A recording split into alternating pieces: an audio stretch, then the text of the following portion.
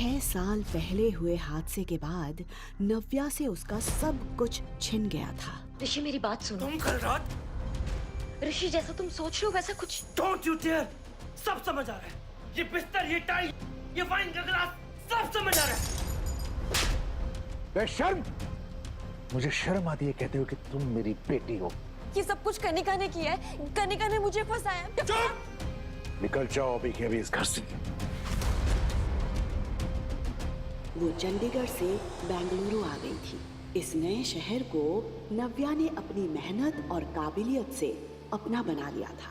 हर अच्छे बुरे मोड़ को उसने अकेले ही पार करके इन 6 सालों का सफर तय किया था। पापा, नव्या, तुम्हें चंडीगढ़ आना है। लेकिन आज अचानक अपने पापा की आवाज सुनकर वो एक झटके में 6 साल पीछे चली गई थी। पापा सच में चाहते हैं कि मैं वापस आ जाऊं? हाँ बेटा। पापा चाहते हैं कि मैं वापस चली जाऊं? पापा सच में मुझे घर बुला रहे हैं? ओह गॉड, ओह गॉड। पर क्यों? पापा मुझे वापस क्यों बुला रहे हैं? उन्होंने कुछ बताया भी नहीं। मैं फिर से पूछती हूँ। The number you're calling is currently switched off. Please try Switched off? later. पापा ने मुझे वापस बुलाया। मैं वापस घर जा सकती हूँ। शायद पापा मुझे अपना लेंगे और मुझे माफ कर देंगे।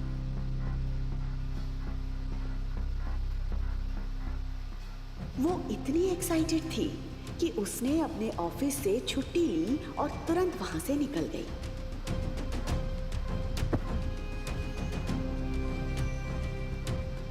कुछ घंटों बाद वो बेंगलुरु एयरपोर्ट पर चेक इन कर रही थी। वो अपने पापा के एक बुलावे पर दौड़ी चली जा रही थी, सिर्फ इस उम्मीद में कि शायद अब उनका रिश्ता फिर से पहले जैसा हो जाए। आरव, कम। ये आवाज किसी और की नहीं बल्कि आरव की थी। आरव नव्या का बेटा था।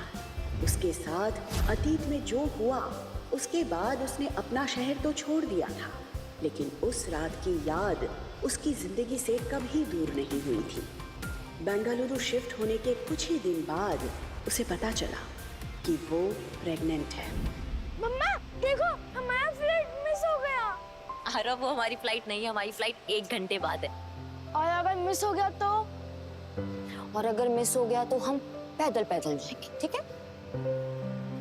बहुत ही प्यारा बच्चा है आपका। बहुत नॉटी भी। Thank you. नव्या ने जैसे ही ऊपर देखा तो उसके सामने एक 6 फुट का आदमी खड़ा था।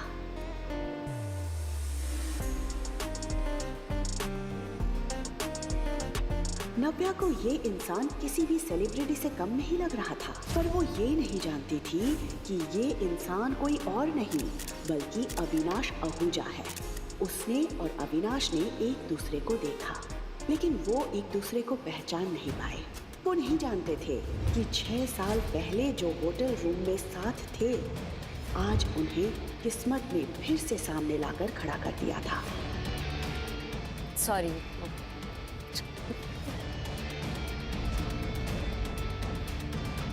मुझे सर की फ्लाइट चेंज करवानी है। इस लेडी को भी आपने बिजनेस क्लास की टिकट दे दी। अविनाश सर बिजनेस क्लास से ट्रैवल करते हैं क्योंकि उनको डिस्टर्बेंस नहीं पसंद है। वो ये बच्चे का शोर सुनते हुए ट्रैवल नहीं कर सकते। या तो आप इनकी क्लास चेंज करिए या अविनाश सर के लिए दूसरी फ्लाइट कीजिए। He just can't travel with kids. Excuse me, क्या कहना चाहते हैं आपके सर?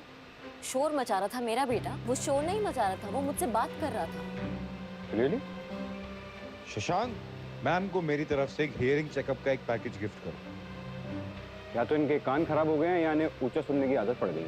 नव्या और अविनाश के बीच बहस भड़कती जा रही थी, लेकिन इन सब से अलग आरव का ध्यान तो कहीं और ही था। आरव के हाथ पर एक हार्ट शेप का बर्थ मार्क था। आज ठीक वैसा ही निशान उसे अविनाश के हाथ पर दिखाई दे रहा था। नव्या और अविनाश दोनों ही आरव के मुंह से ये शब्द सुनकर शॉक्ड रह गए थे। अविनाश एकटक आरव को देख रहा था। न जाने क्यों उसके मुंह से पापा शब्द सुनकर अविनाश को एक अजीब सी फीलिंग हो रही थी, ऐसी फीलिंग जो उसे पहले कभी नहीं हुई थी। रफ, क्या बोल रहे हो तुम? पापा नहीं है। तो मम्मा इज माय डैड। नहीं है वो तुम्हारे डैड, प्लीज ऐसे नहीं बोलते। बट मम्मा सी, हम दोनों के हाथों में सेम निशान है। एक जैसा निशान देखकर अविनाश और नव्या भी हैरान रह गए।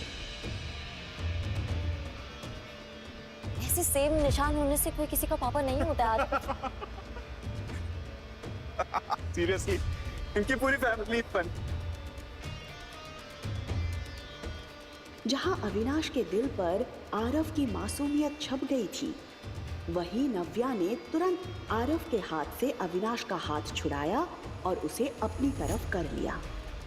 इनफ आरव, ऐसे किसी को भी पापा नहीं बोलते।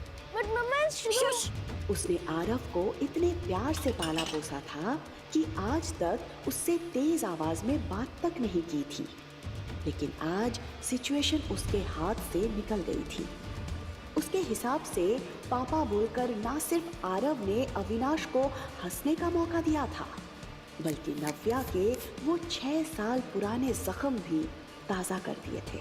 अविनाश को ऐसा लग रहा था कि नव्या की लाइफ में जो भी पर्सनल इश्यूज हैं, उसकी वजह से आरव के दिल पर बुरा असर पड़ रहा है, और ये बात उसे जरा भी अच्छी नहीं लग रही थी। नव्या परेशान होकर सब कुछ संभाल ही रही थी कि तभी अविनाश ने उसे टॉन्ट मारते हुए कहा, जब बच्चे संभालना नहीं आता तो पैदा क्यों करते हो? इंडिपेंडेंट बनने के नाम पे सिंगल पेरेंट बन जाते हो। कभी सोचा बच्चे पे क्या असर पड़ेगा? ये बात नव्या को बहुत बुरी लगी। आज किसी ने उसकी पेरेंटिंग पर सवाल उठा दिया था। तुम्हारी हिम्मत!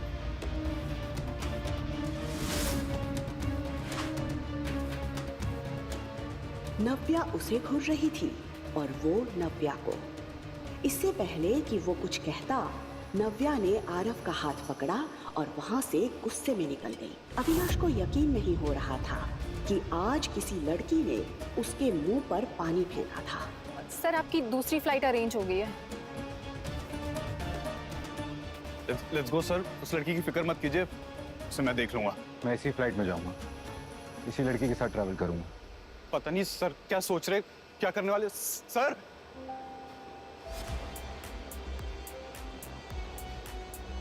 सिक्योरिटी चेक इन के दौरान अविनाश बार बार नव्या को देखे जा रहा था, लेकिन नव्या अविनाश को नजरअंदाज करते हुए आगे बढ़ गई। कुछ घंटों बाद जब फ्लाइट चंडीगढ़ में लैंड हुई, तब तक नव्या सब कुछ भूल चुकी थी। इतने सालों बाद अपने शहर में पैर रखते वक्त उसे ऐसा लग रहा था जैसे उसकी लाइफ में फिर से सब कुछ बदलने वाला था।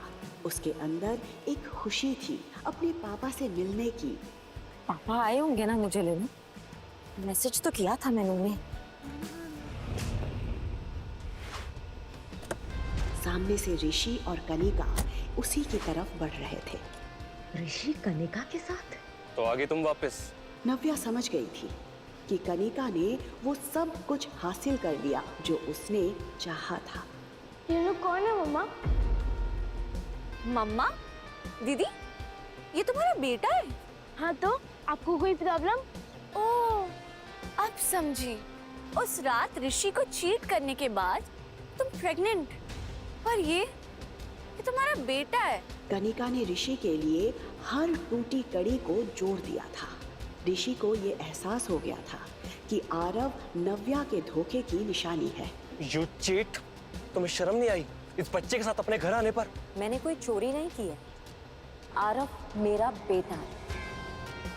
देखा ऋषि, इसे इसकी गलती का बिल्कुल भी अफसोस नहीं। नहीं वेट, इससे कोई भी सवाल करने का कोई मतलब नहीं है। याद है ना इसने पिछली बार क्या किया था? उसके बाद तो ये कोई भी शर्मनाक हरकत कर सकती है। आई एम श्योर ये बच्चा भी उसी किसी हरकत का नतीजा होगा।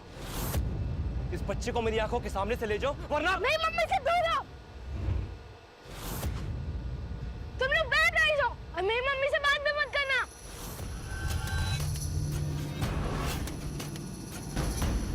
किसने रोका था ऋषि को? क्यों बुलाया था शेखर ने नव्या को वापस?